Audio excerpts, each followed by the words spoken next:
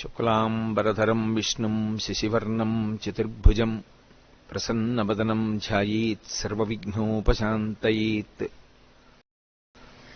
గురుర్బ్రహ్మా గురుర్విష్ణుః గురుర్దేవో మహేశ్వరః గురుః సాక్షాత్ పరబ్రహ్మ తస్మై శ్రీ గురవై నమః. జై శ్రీరామ్ అండి. బ్రహ్మశ్రీ చాగంటి కోటేశ్వరరావు గారి సుందరాకాండ 16వ భాగం ఇప్పుడు మొదలవబోతుందండి. అందరికీ జై శ్రీరామ్. రామచంద్రమూర్తి అంతటి రావణాసురుడి ఐశ్వర్యం అంతా చూపించిన అంత కష్టంలో ఉన్న మనసులో కూడా అన్యభావన పొందనటువంటి తల్లి సీతమ్మ. వాళ్ళిద్దరి మనసులు అలా కలిసి ఉంటాయి ఎప్పుడు. అందుకే దాంపత్యం అంటే సీతారాములే. కంచి కామకోటి పీఠాధిపత్యం వహించిన మహాపురుషులు అపరశంకరాచార్యుల వారు, ప్రాతస్మరణీయులు చంద్రశేఖరేంద్ర సరస్వతి మహాస్వామి వారు రామాయణం మీద ఒకసారి అనుగ్రహ భాషణం చేస్తూ, ఏ ఇంట శుభలేఖ సీతారాముల మీద శ్లోకం లేకుండా వెయ్యకూడదు, అది దోషమని చెప్పారు.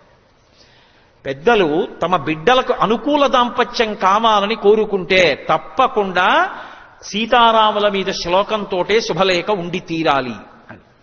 కాబట్టి దాంపత్యం అంటే సీతారాములే. స్వామి హనుమ యొక్క తీర్పు, అస్యాదేవ్యా మనస్తస్మిన్ తస్య చాస్యాం ప్రతిష్ఠితం తేనేయం శచిధర్మాత్మా ముహూర్తం అపిజీవతి.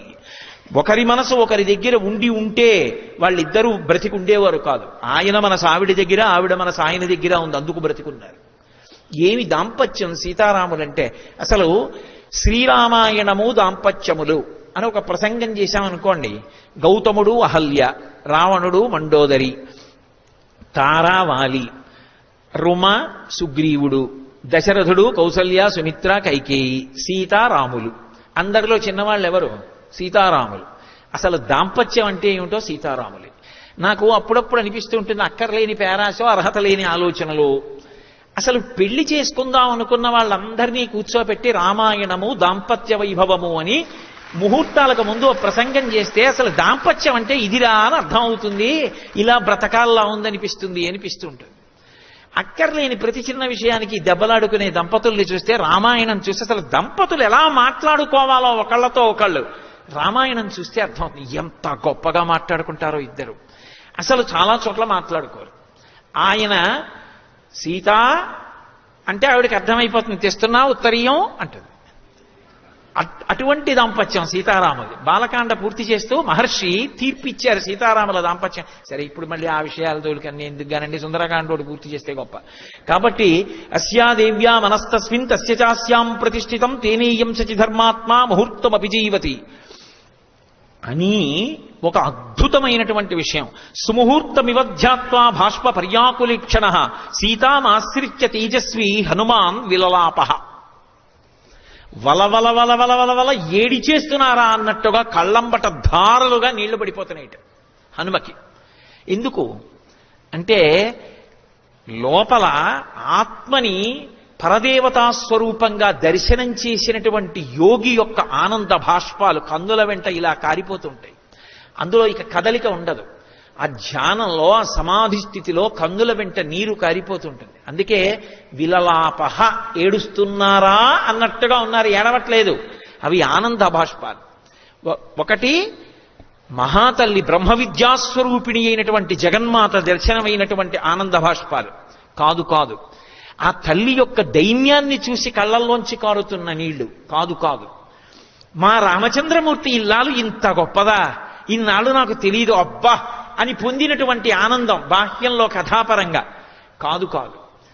ఆ తల్లి యొక్క రూపాన్ని చూస్తే ఇంత కష్టంలో ఉండి కన్నెర్రబడలేదే, ఏమి ఓర్పు నా తల్లిది, ఆ తల్లికిచ్చిన కితాబు కాదు కాదు. ఒక యోగి ఆ జగన్మాత దర్శనం చేసినప్పుడు అంగప్రత్యంగములలో ఉండేటటువంటి కాంతుల యందు తాదాత్మ్యత చెందినప్పుడు ఆనందం లోపల పట్టక పైకి ఉబికి నిండిపోయినటువంటి బింది ఇక నీరు పట్టక అంచుల వెంట ధార పడిపోతే ఎలా ఉంటుందో అలా లోపల పట్టని ఆనందము ఇక కందుల వెంట ధారలుగా పడిపోతే ఆ స్థితి హనుమ. ఇన్ని సౌందర్యాల్ని ఒక్క శ్లోకంలోకి తీసుకురావడం వాల్మీకి మహర్షి కవితా సౌందర్యం. కాబట్టి సుముహూర్తమివధ్యాత్వా భాష్ప పర్యాకులీక్షణ సీతామాశ్రిత్య తేజస్వి హనుమాన్ విలలాపః. అస్యాదేవ్యా యథారూపమంగ ప్రత్యంగ సౌష్ఠవం రామస్య చ యథారూపం తం చేయమసితేక్షణ. ఇది ఒక పరమాద్భుతమైన శ్లోకం సుందరకాండలో. అస్యా దేవ్యా యథారూపం అంగప్రత్యంగ సౌష్ఠవం రామస్య చ యథారూపం. రాముడు ఎలా ఉంటాడో సీతమ్మ అలా ఉంది. పైకి అన్వయం, రాముని యొక్క అంగప్రత్యంగముల సౌష్ఠవం ఎంత అందంగా ఉంటుందో, ఆ చేతులు ఎలా ఉండాలో, వేళ్ళు ఎలా ఉండాలో, గోళ్ళు ఎలా ఉండాలో, కాళ్ళు ఎలా ఉండాలో, నడుము ఎలా ఉండాలో, గుండెలు ఎలా ఉండాలో అలా ఉంటాడు రాముడు. సాముద్రికానికి సరిపోయేటట్టు అలా ఉంది మా తల్లి బాహ్యం. ఆంతరం సీతమ్మలో రాముడు కనపడుతున్నాడు. అది ఏమిటి? అలా ఎక్కడైనా కనపడతారా? కోటేశ్వరారు మీ మేనకోడలు అచ్చు మీలా ఉందండి, దానికి ఏదో కొంత అర్థం ఉంటుంది. మీ మేనల్లుడు మీలా ఉన్నాడే, అర్థం ఉంది. మీ అబ్బాయి మీలా ఉన్నాడే, అర్థం ఉంది. మీ అమ్మాయికి కొంచెం మీ పోలికలు ఉన్నాయి, అర్థం ఉంది. మీ ఆవిడ అచ్చు మీలా ఉంటుంది, అసంభవం. సీతమ్మ రాముళ్ళే ఎలా ఉంటుంది? ఒక్కనాటికి ఉండదు. కానీ తత్వత ఏమిటో తెలుసా? విశ్వనాథుణ్ణి ఎక్కడ చూస్తారు? విశ్వంలోనే చూడాలి. విశ్వమునందు విశ్వనాథుణ్ణి చూడాలి. విశ్వాన్ని వదిలి విశ్వనాథుడు ఎక్కడ కనపడతాడు? ఆయన అంతటా నిండిపోయి ఉన్నాడు. ఆపాతాల నభస్థలంత భవన బ్రహ్మాండమా విస్ఫుర జ్యోతిస్ఫాటికలింగమౌళి విలసత్పూర్ణేందువంతామృతై హస్తోకప్లుతమేకమీశమనిశం రుద్రాను వాకాన్ జపం ధ్యాయే దీప్సిత సిద్ధయే ధ్రువపదం విప్రోభిషించేచ్చివం బ్రహ్మాండ వ్యాప్త దేహ అంటోంది యజుర్వేదం. అంతటా ఆయన నిండిపోయి ఉన్నాడు.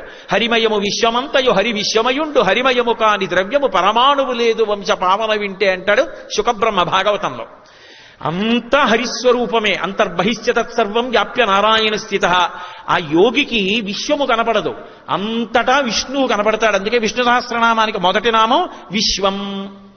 మిగిలినవన్నీ 999 నామాలు ఆ నామానికి వ్యాఖ్యానాలు. నిజానికి విశ్వమే విష్ణువు. విశ్వం విష్ణుర్వషట్కారో భూత భవ్య భవత్ప్రభు అని కదూ. విశ్వమునందు విశ్వనాథుణ్ణి చూడాలి, అమ్మవారి యందు అయ్యవారిని చూడాలి. అందుకే సౌందర్యలహరిలో శంకరాచార్యుల వారు గొప్ప చమత్కారం చేశారు. అమ్మవారి చుబుకానికి పోలిక చెప్పలేకపోతే పరమశివుట్ట అమ్మవారి ముఖం అద్దంలా ఉందని ఇలా గడ్డాన్ని అద్దానికి ఉండే పిడిలా ఉంటే అది పట్టుకుని ఇలా ఎత్తి చూసేట. చూస్తే ఇప్పుడు ఆవిడ ముఖం అద్దంలా ఉంటే ఆవిడ ముఖంలో ఎవరు కనపడతారు? ఆయనే కనపడతాడు. అంటే అమ్మవారు ప్రకృతి స్వరూపిణి అయితే అమ్మవారిలో అయ్యవారు కనపడుతున్నారంటే విశ్వమునందు విశ్వనాథుడు కనపడుతున్నాడు. నా అద్దం ముందు నించుంటే నా అద్దంలో నా బింబమే ప్రతిబింబంగా కనబడినట్టు. ఇప్పుడు సీతమ్మ యందు రాముడు కనపడ్డాడంటే యోగిగా దర్శనాన్ని పొందుతున్నాడు. ఇన్ని విషయాలు ఒక శ్లోకంలోకి బాహ్యంలో కథకి సరిపోయేటట్టు సంసార తరణముతో సుందరకాండ సమానమని చెప్పే రచన చెయ్యాలంటే మహానుభావుడు వాల్మీకి దక్కింది. అటువంటి ఋషి పరంపరలో అటువంటి ఋషులిచ్చినటువంటి వాంగ్మయానికి వారసులమై రామాయణానికి మేము వారసులం, రామాయణం మేము చదువుకుంటాం, రామాయణం చెప్పుకుంటాం, రామాయణం మా జాతికి చెందినది అని చెప్పుకునేటట్టు పుట్టడానికి ఎన్ని కోట్ల జన్మల అదృష్టం చేసుకుంటే ఈ దేశంలో పుట్టుంటాను. ఎన్ని జన్మలెత్తినా ఈశ్వర ఈ రామాయణ భారత భాగవతములకు వారసుడిగా ఈ దేశమునందే పుట్టెదనుగాక. కాబట్టి అస్యాదేవ్యా యథారూపమంగ ప్రత్యంగ సౌష్ఠవం రామస్య యథారూపం తం చేయమసితేక్షణ తుల్యశీలా వయోవృత్తాం తుల్యాభిజనలక్షణాం రాఘవోర్హతి వైదేహీం తం చేయమసితేక్షణ. ఆయన అంటున్నారు పైనుంచి చూసి, దాంపత్యం అంటే ఇది. దాంపత్యం అంటే 4 కలవాలి, 4 సమానంగా ఉంటేనే దాంపత్యం. అందుకే మీరు ఒకటి బాగా గుర్తుపెట్టుకోవాలి, దాంపత్యంలో ఎప్పుడూ కూడా పెద్దలైనటువంటి వారు ఒక మాట అనకూడదు. ఏదో కాకి ముక్కికి దొండపండు, ఆయన చాలా బాగుంటాడు కానండి ఆవిడ అలా ఉంటుంది ఏమిటి, లేకపోతే ఆవిడ చాలా బాగుంటుంది కానీ ఆయన ఏమిటండి అలా ఉంటాడు, ఆ మాట అనకూడదు పెద్దలు. అందుకే ఎప్పుడైనా సరే ఒకరికొకరు తగినవారనాలి. చూడండి శంకరాచార్యులు వారు శివానందలహరి చేస్తూ కళాభ్యాం చూడాలంకృత చిచి కళాభ్యాం నిజ తప ఫలాభ్యాం అంటారు. ఒకరి తపస్సుకొకరు ఫలమైనారు అంటారు తప్ప ఎవరెక్కువ ఎవరు తక్కువ అన్నది ఉండదు. కాబట్టి ఇద్దరూ కూడా దాంపత్యము అంటే పెద్దలు నిర్ణయించినారు అంటే ఈ 4 చూస్తారు అని గుర్తు. శీలము, తుల్యశీల, తుల్య అంటే సమానంగా ఉండాలి అని, శీల అంటే స్వభావము. ఆవిడ స్వభావం ఏమిటి? అదే ఆయన స్వభావము అయి ఉండాలి. ఆయన స్వభావం ఒకటే ఆవిడ స్వభావం ఒకటే అనుకోండి. ఆవిడ ఎక్కడైనా ఓ దేవాలయం వచ్చిందో, కార్తీక పౌర్ణమి వచ్చింది, కాస్త ఓ 1 కిలో ఆవు నెయ్యి తీసుకొచ్చి ఉంది కదా ఐశ్వర్యం, నెలకో 80,000 సంపాదిస్తున్నారు కదా ఆయన అని చెప్పి కాస్త ఓ ముకుట్లో పోసి ఓ 16 ఒత్తులు వెలిగించుకుందాం అనుకుంది. ఎందుకు ఇంత ప్రమిదిలో పోస్తే చాలదేమిటి, ఆర్డీ వేసుకోవచ్చు అన్నాడు అనుకోండి, నా ప్రారంభం అని కళ్ళబడి నీళ్ళెట్టుకు దీపం పెట్టుకుంటుంది. పెళ్లి చేయడం 80,000 చూసి చేయకూడదు, స్వభావాలు చూడాలి. స్వభావాలు చూడకపోతే ఇద్దరి మధ్య అగ్నిహోత్రం ప్రబలుతుంది. శీలము అంటే స్వభావము అని అర్థం. తుల్యశీల వయో, భర్త తనంత తాను గురువు, అందుకని పెద్దవాడై ఉండాలి వయస్సులో. రాముడి కన్నా సీతమ్మ చిన్నది, అందుకని తుల్యశీల వయో వృత్తాం. వృత్తాం అంటే నడవడి. ఆయన నడవడి ఎలా ఉంటుందో ఆవిడ నడవడి కూడా అలా ఉంటేనే. ఇంటికి ఓ అతిథిని పిలిచారనుకోండి, ఆయన ఏదో సంతోషంగా రండి అన్నాడు, వచ్చారా, రోజు ఎవరినో ఒకళ్ళని తీసుకొస్తారు ఆయన, మా ఇంట్లో ఇది అలవాటేలేండి అందనుకోండి ఆవిడ, ఇంకేం తింటారు మీరు వెళ్ళాక. ఆయన ఎంత ఆదరంగా పిలిచారో అంతకన్నా ఆదరంగా ముందు రోజు పొద్దున్నే ఫోన్ చేసి ఏం తింటారు, ఎప్పుడు వస్తారు అని ఎంతో ప్రేమతో ఆ ఇల్లాలు మాట్లాడింది అనుకోండి, యువతలైన ఇల్లాలతోటి ఆ ఇంటికి వెళ్ళి తింటే వంటపడుతుంది. అసలు ఆ ప్రేమ ఇద్దరి మధ్య ఉండకుండా ఇంటికి వెళ్ళడం ఎందుకు? కాబట్టి నడవడి ఇద్దరిది ఒకలాగే ఉందా నడవడి, ఇది చూడాలి. అభివ్యక్తమైతే గుణములు నడవడి అంటారు. నడవడి సరిపోతుందా ఇద్దరిదిని? తుల్యశీలావయో వృత్తాం తుల్యాభిజన లక్షణాం. అభిజనము అంటే వంశం. వీళ్ల వంశం వాళ్ళ వంశం సరిపోతాయా? ఆ వంశ ప్రతిష్ఠ చాలా గొప్పదైతే ఈ వంశ ప్రతిష్ఠ అటువంటిదైనా? ఈ వంశంలో కూడా అటువంటి వాళ్ళు పుట్టారా? కాబట్టి తుల్యాభిజన లక్షణాం. లక్షణం అంటే అందం. అందం అంటే నలుపు తెలుపు కాదు అందం అన్న మాటకు అర్థం. ఎందుకంటే ఆ మాటకు వస్తే నారాయణుడు నలుపు, పార్వతీదేవి నలుపు. నలుపు అందంలో తక్కువ అని సిద్ధాంతాలు చేయకూడదు. అందము అన్న మాట నిర్వచించుకోవలసింది ఎవరు అంటే ఆమెకు ఆయన, ఆయనకు ఆమె, అంతే. నేను మిగిలిన 4 చూడాలి. రే, ఈమెని కోడలుగా స్వీకరించడానికి నాకు అన్ని విషయాల్లోనూ నచ్చిందిరా, ఆమె నీకు నచ్చితే చూసుకో. నాన్నగారండి నాకు పిల్ల నచ్చింది అంటే ఆమె రూపము నచ్చింది అని చెప్పవలసిన వాడు నా కొడుకు. ఆమె రూపము నచ్చవలసింది నాకు కాదు, నా కొడుక్కి. 80 ఏళ్ళు వచ్చినా నచ్చే ఉండాలి. అందుకే పెళ్లికి ఒకలా ఉంటుంది. కొత్తపల్లి కొబ్బరి మామిడి పండు అని మా జిల్లాలో వస్తుంది, చాలా బాగుంటుంది సువాసనతోటి. ఆ కొత్తపల్లి కొబ్బరి మామిడి పండులా ఉంటుంది ఆ పెళ్ళైన కొత్తల్లో. షష్ఠి పూర్తి నాటికి అది ఎలా ఉండాలి అంటే ఏదో సామూహిక రుద్రాభిషేకాలు ఉన్నాయని పెద్ద జాడీతో పుట్టతేని తీసుకొచ్చి అక్కడ పెట్టారనుకోండి, మనవడు వచ్చి ఆడుకుంటూ దాన్ని మోత తీసేశాడు అనుకోండి, అక్కడ పెట్టిన కొత్తపల్లి కొబ్బరి మామిడి పళ్ళలో ఓ పండు టక్కని దొల్లి తేనెలో పడిపోయింది. ఓ నెల్లాళ్ళు పోయిన తర్వాత రుద్రాభిషేకానికి ఈ తేనెంతా పట్టుకెళ్లి అభిషేకం చేద్దామని గిన్నెల్లో పోస్తున్నాడు. ఇప్పుడు ఈ కొత్తపల్లి కొబ్బరి మామిడి పండు ఒక నెల్లాళ్ళు తేనెలో ఉండిపోయి నానిపోయింది. అసలే కొత్తపల్లి కొబ్బరి మామిడి పండు, ఇప్పుడు దాన్ని తేనెలో నెల్లాళ్ళు ఉంది. ఇప్పుడు దాన్ని పిండి నోట్లో పెట్టుకున్నాడు అనుకోండి, అలా ఉంటుంది. షష్ఠి పూర్తికి దంపతుల మధ్య అనురాగం అలా ఉండాలి, అప్పుడు కొట్టుకోకూడదు. ఇంకా అలా వర్ధిల్లాలది ఎప్పటికీ కూడా. అందుకే కాడితో అభిషేకం చేయిస్తారు. సరే, ఇప్పుడు మళ్ళీ ఆ వివాహ ఘట్టాలు వాటి జోలింది ఏదో అంటుంటాను, మళ్ళీ అలా అంటుంటాను నాకు నేనే. కాబట్టి ఆ అందం ఇద్దరికి ఒకరికొకరు నచ్చారా అది వాళ్ళ మధ్య విషయం, మనకు అనవసరం. అందుకే అన్నాను, అక్కర్లేనటువంటి పెడసరపు మాటలు ప్రయోగించకూడదు ఇతరులు దాంపత్యమనందు. కాబట్టి తుల్యాభిజన లక్షణాం రాఘవోర్హతి వైదేహీం. ఆ రాఘవుడికి ఈ వైదేహి తగినది. ఆయన రఘువంశానికి చెందినవాడు, ఈమె విదేహ వంశానికి చెందింది. మీకు ఏమిటో ఈ శ్లోకాలు చెప్తే వచ్చిన బాధ ఏమిటంటే మనసులోంచి తన్నుకొస్తుంది. ఇవన్నీ చెప్తావు కానీ అసలు వాళ్ళిద్దరూ తగిన వారిని ఓ ప్రమాణం చూపించు అని. ఇద్దరి యొక్క నడవడిలో గొప్పతనం ఏమిటో తెలుసా? రాముడంటే రాముడి నడవడి సీతమ్మకి ఎంత ఇష్టమో సీతమ్మ నడవడంటే రామచంద్రమూర్తికి అంత ఇష్టం. ఎందుకంటే ఇద్దరి స్వభావములు ఒకటై ఉంటాయి. ఇద్దరి స్వభావము ఆర్తత్రాణపరాయణత్వం, ధర్మం. ఈ రెండే ఇద్దరికీ కావాలి. అందుకే ఇద్దరు అలా నిలబడగలిగారు. నేను మీకు ఒక ఉదాహరణ చెప్తా. సీతమ్మ భూమిలోంచి పైకొచ్చిన తరువాత ఆమెని వీర్యశుల్కగా ప్రకటించాడు జనకుడు. వీర్యశుల్క అంటే పరాక్రమం చేత గెలుచుకోవాలి. శివధనస్సుని ఎక్కుపెట్టిన వాడెవడుంటాడో వాడికే ఇచ్చి వివాహం చేస్తానన్నాడు. దేవతల దగ్గర నుంచి ఎందరో వచ్చారు, ఎవ్వరూ ఎక్కుపెట్టలేకపోయారు. ఎక్కుపెట్టలేక ఓడిపోయిన వాళ్ళందరూ సంఘం పెట్టుకుని జనక మహారాజు గారి మీదకి యుద్ధానికి వచ్చారు. అసలు నీ పిల్లని ఎవరికి ఇవ్వవా అని. ఆయన ఏం చేశాడంటే తపస్సు చేసి దేవతా సైన్యాన్ని సహాయం తీసుకుని వీళ్ళందరినీ ఓడించాడు. ఎవరికి ఇవ్వాలి అంటే శివధనస్సు ఎక్కుపెట్టిన వాడికే ఇస్తానన్నాడు. ఇది బాలకాండలో చెప్పలా ఈ రహస్యం. నిజంగా రాముడు వచ్చాడు. జనకుడు అన్నాడు, పగతిర్మానుషానంచ ధనుషర్ష ప్రపూరణే ఆరోపణే సమాయోగే వేపనే తొలనేపివా అన్నాడు. మనుష్యుడు ఈయన ఎక్కువ పెడతాడా, పిల్లాడు దేవతలు ఎక్కువ పెట్టలేదు, ఈడేమి ఎక్కువ పెడతాడన్నాడు. అని విశ్వామిత్రుడు వంక చూసి ఆయన మీద భయంతో గౌరవంతో ఎక్కువ పెట్టబోయ్ అన్నాడు. ఆ మందసం తెప్పించి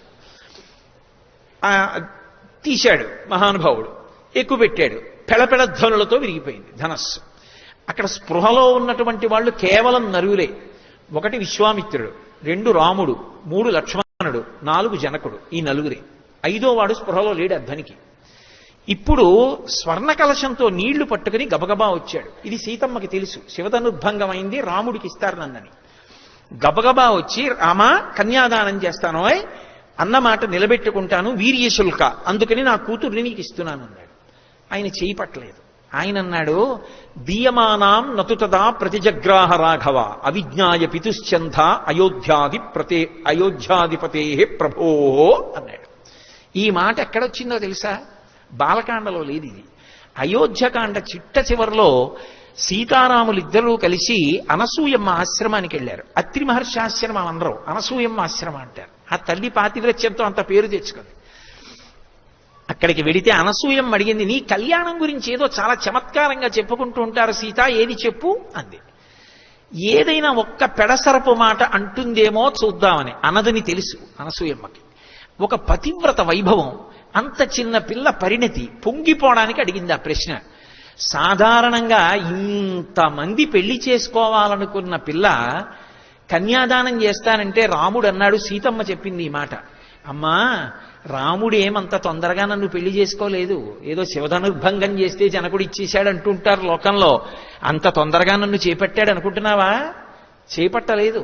మా నాన్న పట్టుకెళ్ళి కన్యాదానం చేస్తానని జలకలశం తీసుకొస్తే ఆయన అన్నాడు, ఇవ్వడానికి నువ్వెవరు, పుచ్చుకోవడానికి నేనెవరు?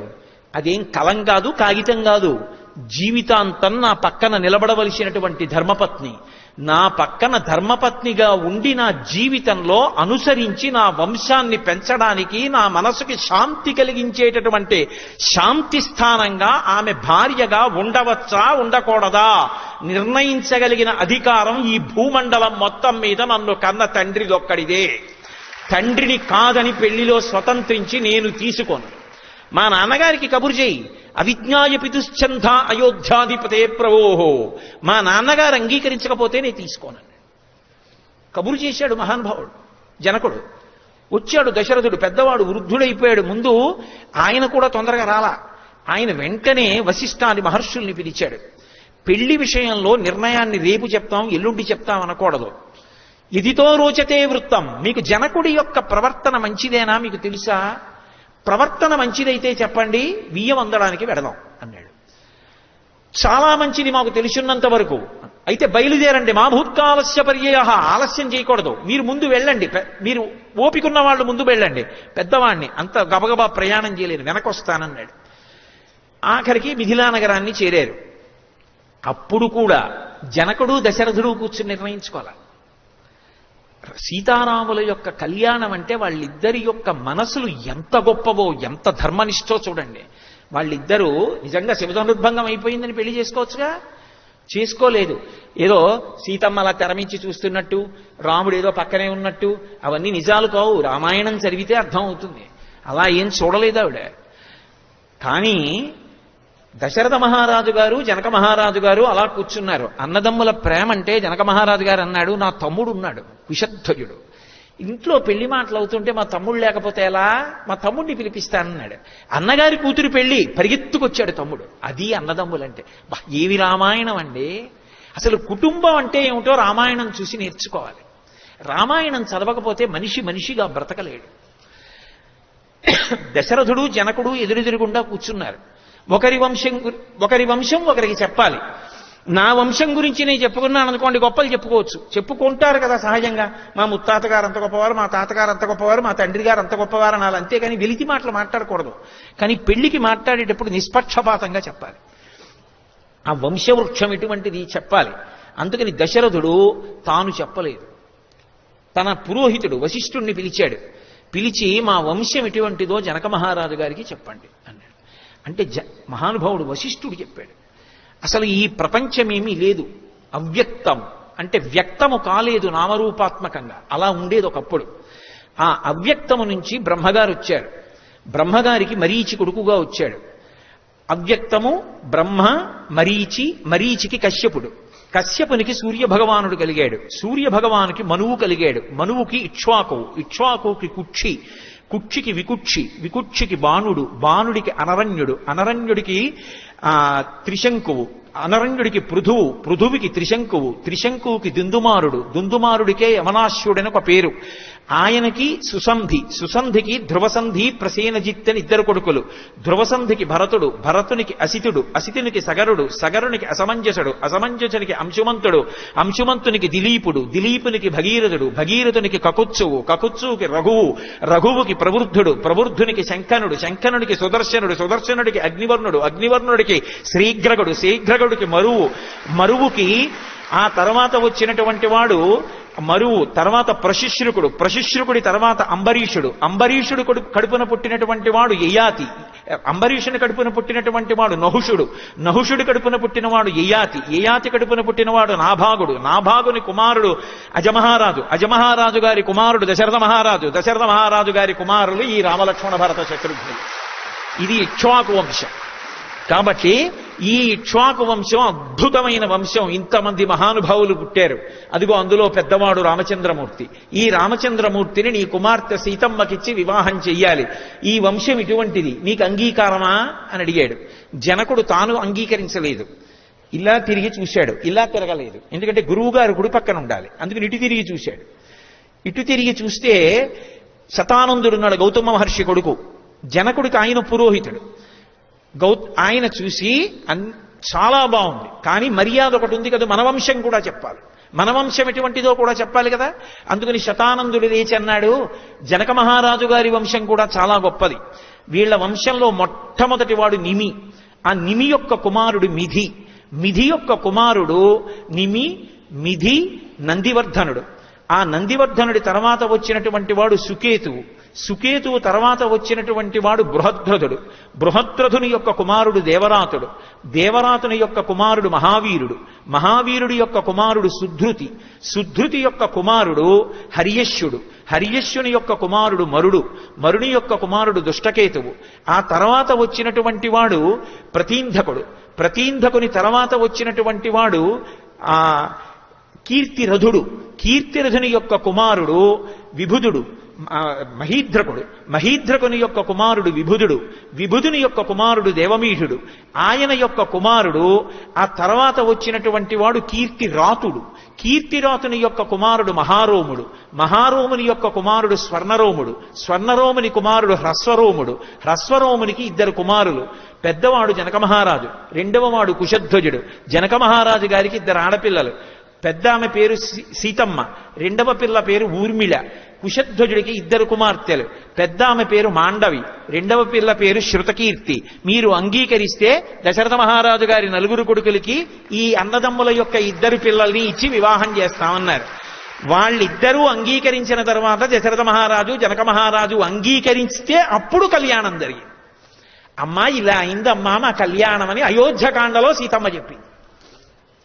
అంటే ఇద్దరి నడవడి ఎంత గొప్పదో చూడండి. ఎక్కడ అంతమంది పెళ్లి చేసుకుంటామన్నారు, శివనర్భంగం చేస్తే పిల్లనిస్తామని మా నాన్నగారు ముందుకొస్తే వాళ్ళ నాన్నగారి మాటే వింటాను, మా నాన్నగారే ఒప్పుకోవాలన్నారమ్మా. అప్పటి నుంచి అదే గొడవ. మా నాన్నగారి కోసం అరణ్యానికి వస్తాను, ఇప్పుడు అరణ్యానికి బయలుదేరారు. మొదటి నుంచి ఇదే ప్రారంభం అనలేదు సీతమ్మ. వాళ్ళ దాంపత్యం మొదటి నుంచి అటువంటిది. అందుకే శిశుపావృక్షం మీద కూర్చుని చెప్తున్నారు హనుమ, వాళ్ళిద్దరూ తుల్యశీలావయో వృత్తాం తుల్యాభిజన లక్షణాం రఘవోర్హతి వైదేహీం తం చేయమసి తేక్షణ. ఆ సీతారాములిద్దరూ ఒకరు పుట్టారా అన్నట్టుగా ఉంటారు. అంతటి అనుకూలమైన దాంపత్యం. సీతమ్మ అప్పుడప్పుడు రాముడి కన్ను ఎరిపెక్కుతుందేమో. సీతమ్మ ఇన్ని కష్టాల్లో ఉన్నా నా తల్లి కళ్ళు నల్లగానే ఉన్నాయి. నల్లని కన్నులు కలిగిన సీతమ్మ పొంగిపోతున్నారు పైనుంచి చూసి. క్షితిక్షమా పుష్కర సన్నిభాక్షి యారక్షిత రాఘవ లక్ష్మణాభ్యాం సారాక్షసీభి వికృతేక్షణాభి సంరక్షిత సాంప్రతి వృక్షమూలే. ఆ తల్లికి అమ్మ పోలికొచ్చింది, భూమిలోంచి పైకొచ్చింది కదూ. భూమికి ఎంత ఓర్పో నా తల్లి సీతమ్మకంత ఓర్పు. క్షితిక్షమా పుష్కర సన్నిభాక్షి, పద్మముల వంటి కన్నులు కలిగినటువంటి తల్లి. యారక్షిత రాఘవ లక్ష్మణాభ్యాం, రామలక్ష్మణుల చేత రక్షింపబడేటటువంటి తల్లి. అటువంటి తల్లి సారాక్షసీభి వికృతేక్షణాభి, వికృతమైనటువంటి నేత్రములు కలిగిన రాక్షసీ స్త్రీల చేత ఇవాళ పరివేష్టింపబడి ఉంది. సంరక్షిత సాంప్రతి వృక్షమూలే. జనక మహారాజు గారి పెద్ద కూతురు, దశరథ మహారాజు గారి పెద్ద కోడలు, రామచంద్రమూర్తి ఇల్లాలు ఇల్లు లేని దానిలా రావణాసురుడి యొక్క అంతఃపురంలో ప్రమదావనంలో అశోక వృక్షం కింద చెట్టు కింద చుట్టూ రాక్షస స్త్రీలు పరివేష్టించి ఉంటే తన కష్టం చెప్పుకోవడానికి మనిషి లేక ఏడుస్తూ కూర్చుంది. అమ్మా ఏమి ఓర్పమ్మా, ఇంకా అలాగే ఉండి నల్లగా చూస్తున్నావు, తల్లి నీకు నమస్కారం. ఇది ఆయన పవిత్ర హృదయం. సరే, ఇలా ఇన్ని శ్లోకాలని నేను చెప్పను. అలా ఆయన చెట్టు మీద కూర్చుని సీతమ్మ యొక్క పాతివ్రత్యానికి పరవశించిపోయి ఆనందపడిపోయి కన్నుల నీరు కారుస్తున్నారు. ఇక కొద్దిగా రాత్రి మిగిలి ఉంది అంటే తెల్లవారుతోంది. తెల్లవారుతుండగా నిద్రలేచాడు రావణాసురుడు. తెల్లవారుజామున నిద్ర లేవడం చాలా చాలా గొప్ప విషయం. అందరూ నిద్ర లేవలేరు. అది ఆ అలవాటు ఉన్నవాళ్ళు మాత్రమే నిద్ర లేవగలరు. నిద్ర లేవడం ఎంత గొప్పో, నిద్ర లేవగానే చెయ్యవలసింది చేయడం కూడా అంతే గొప్ప. నిద్ర లేచి చెయ్యకూడని పనులు చేయకూడదు, లేచి చెయ్యవలసింది చెయ్యాలి. ఆయన నిద్రలేస్తూనే అశోకవనంలో ఉండేటటువంటి సీతమ్మ జ్ఞాపకానికి వచ్చి కామాతురత పొందాడు. ఎప్పుడు? తెల్లవారుజామున. అది బ్రహ్మముహూర్తం. కేవలముగా దేవతల్ని ఆరాధించవలసినటువంటి సమయం. వేదం చదువుకోలేదా? చదువుకున్నాడు. తెలియదా? తెలుసు. కానీ కామాతురత పొంది జారిపోతున్నటువంటి బట్టని పైకి లాక్కుని విలాసంగా వ్రేలాడుతున్నటువంటి ఉత్తరీయం అంగదానికి తగులుకుంటే దాన్ని సరుదుకుంటూ అశోకవనానికి బయలుదేరాడు. కొంతమంది కాంతలు బంగారు కాగడాలు పట్టుకుని అనుగమించారు. కొంతమంది స్త్రీలు మెడలో చిక్కుబడినటువంటి హారాల్ని సర్దుకోకుండా జారిపోతున్నటువంటి మొలనోళ్లతోటి, జారిపోతున్నటువంటి వస్త్రాలతోటి, తిరుగుడు పడుతున్నటువంటి కామపూరితమైన నేత్రములతోటి నిద్ర సరిపోక తూలుతూ, కొంతమంది మద్యాన్ని సేవించినది ఇంకా విరగక, కొందరు పౌర్ణమి నాటి చంద్రమండలం లాంటి తెల్లటి గొడుగు పట్టుకుంటే వెనక ఎప్పుడు మధ్యలో అక్కడికి వెళ్లే లోపల తాగుతాడోనని బంగారు పాత్రలో మద్యాన్ని పట్టుకుంటే, మధ్యలో నీళ్లు తాగుతాడేమోనని ఒక సుందరి బంగారు పాత్రలో నీళ్లు పట్టుకుంటే, ముందు కాగడాలు చూపిస్తూ మృదంగధ్వని అంటే మంగళవాద్యం వెడుతూ ఉంటే విలాసంగా బయలుదేరి ఆయన పాలసముద్రాన్ని మదించినప్పుడు వచ్చినటువంటి నురుగా అన్నటువంటి మలినం లేని వస్త్రం కట్టుకుని, ఇన్ని కట్టుకుంటే ఆవిడకు కావాలి, ఆవిడెలా ఉంది అక్కడ తన వల్ల, బయలుదేరి వెడుతున్నాడు. మహర్షి భలే చమత్కారంగా మాట్లాడతారు. ఆయన అన్నారు, సకల్ప వృక్ష ప్రతిమో వసంత యువమూర్తిమాన్ శ్మశాన చైత్య ప్రతిమో భూషితోపి భయంకర అన్నారు. ఆయన అలంకారాలు చూస్తే నిద్రపోయి లేచినా సరే చేతిలో చెరుకు విల్లు లేనటువంటి మన్మధుళ్లా ఉన్నట్ట, నడిచి వస్తున్నటువంటి వసంత ఋతువులా ఉన్నట్ట, కదిలి వెళ్ళిపోతున్న కల్పవృక్షంలా ఉన్నట్ట. ఇక్కడ వరకు బాగా చెప్పారు. చివరన్నారు, సకల్ప వృక్ష ప్రతిమో వసంత యువమూర్తిమాన్ శ్మశాన చైత్య ప్రతిమో భూషితోపి భయంకర. ఆవిడ అందుకని వ్రీడితాం దుఃఖ సంతప్తాం పరిమ్లానాం తపస్వినీం గ్రహాణాంగారకేణేవ పీడితాం వివరోహిణీం అన్నారు మహర్షి. అలా సర్దు కూర్చుంది. ఆయన వస్తువునే మొట్టమొదట ఒక మాట అంటాడు, సర్వధర్మో ఓ భీరుహు అని పిలిచాడు. భీరుహు అంటే పిరికిదానా అంటే ఆయన ఉద్దేశ్యం ఏంటంటే, నీ మనసులో ఒక పిరికితనం ఉంది, నువ్వు నా పాంపు చేరడానికి నీకు అభ్యంతరం లేదు, కానీ ఎవరికైనా తెలుస్తుందని అనుమానపడుతున్నావు. కానీ ఇక్కడ తెలుసుకుని చెప్పడానికి మనుష్యులు లేరు. ఇక్కడ ఉన్నవాళ్ళు రాక్షసులు. రాక్షసులు మగవాళ్ళు కూడా లేరు, రాక్షసీ స్త్రీలు ఉన్నారు. వీళ్ళందరూ కూడా నా ఆజ్ఞని ఔదలదల్చేవాళ్ళు. కాబట్టి నువ్వు నా పాంపు చేరితే ఎలా తెలుస్తుంది? ఎందుకు బెంగ పెట్టుకుంటావు? ఎందుకు భయపడతావు? భయపడకు. అసలు ఆవిడ అలా అనుకుందా? అంటే వంచన చెయ్యడానికి ఎలా మాట్లాడతాడో చూడండి. అవతల వారి మనసు మీద ప్రభావం చూపించేటట్టుగా, అవతల వారిని పాడు చేసేటప్పుడు మొట్టమొదట మాటలతో మొదలుపెట్టి అవతల వాళ్ళ జీవితాన్ని సర్వనాశనం చేసేటటువంటి మాటలు చెప్పేటటువంటి విశ్వవిద్యాలయం ఉంటే దానికి తనంత తాను నియమింపబడిన ఉపకులపతి ఎవరైనా ఉంటే రావణ బ్రహ్మ. అంత గొప్పగా మాట్లాడతాడు. స్వధర్మో రక్షసాం భీరు సర్వధైవన సంచయ గమనం వా పరస్త్రీణాం హరణం సంప్రమధ్యమా. రాముడు ధర్మాత్ముడు అంటుంటావే సీత, నేను కాదా ధర్మాత్ముణ్ణి? నేనెంతటి ధర్మాత్ముణ్ణి? రాక్షసులకి ధర్మం ఏమిటి? తనకి నచ్చినటువంటి కాంతను అనుభవించాలి, పరుల యొక్క భార్య అని చూడకుండా అపహరించి తీసుకురావాలి. నేను చేశానా లేదా? నేను ధర్మాత్ముణ్ణి కాను. స్వధర్మో రక్షసాం భీరు సర్వధైవన సంచయ గమనం వా పరస్త్రీణాం హరణం సంప్రమ. అందరికీ జై శ్రీరామ్ అండి. బ్రహ్మశ్రీ చాగంటి కోటేశ్వరరావు గారి సుందరాకాండ 16వ భాగం పూర్తయిందండి. మళ్ళీ 17వ భాగంలో కలుసుకుందామండి. అంతవరకు జై శ్రీరామ్. దీని ముందు భాగాలు కనుక మీరు చూడనట్లయితే ఈ కింద డిస్క్రిప్షన్లో లింకులు ఉన్నాయి, పూర్తిగా చూడండి. జై Sriram.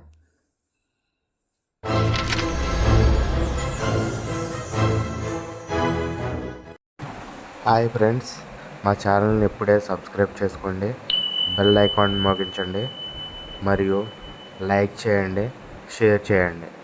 Thank you for the watching my videos.